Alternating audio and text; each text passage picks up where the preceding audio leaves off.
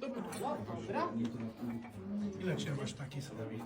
Kiselo, ovo sad ćete sve predrasude, baš će vam u vodu, vjerujte. Ja više slatjasta. Aha, ali ovo stvarno nije kiselo, znači lijep je balans tih kiselina. To je ona jedna predrasuda o graševini za koju mnogi misle da je kisela, pa onda odbijaju je čak i probati, onda kad probaju to bude sasvim nešto drugačije.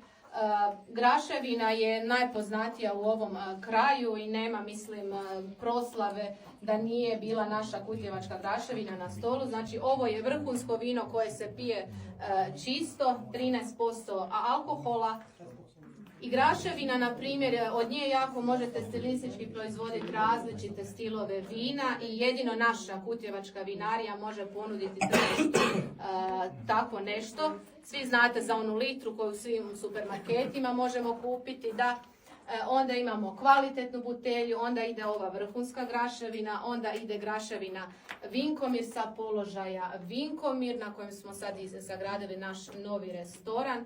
Vinkomir je, za ove koji nisu iz ovog kraja, naš najbolji položaj gdje se nalaze naši vinogradi.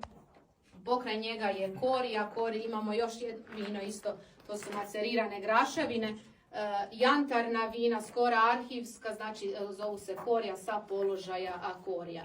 Onda imate graševinu Degotu, totalno opet nešto drugačije od ove, 6 mjeseci bila u Barik bačvi, puno raskošnija, na samu aromu osjetite kako je puno intenzivnija, boja isto, sve vrste predikata, kasna berba, izborna berba, bobica, prosušenih sve do ledene berbe.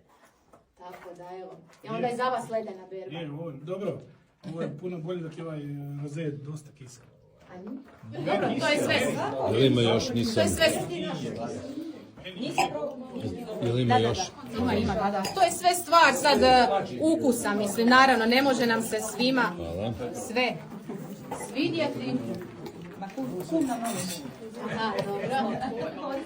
Vrhunski graševina. Let's try. Koliko vrsta vina imate, da znate? Znači ima negdje oko 20-ak etiketa. Pretty good. It's pretty freaking good. Dolaze neke nove. Najnovije što je došlo sa vinom bijeli, It's great.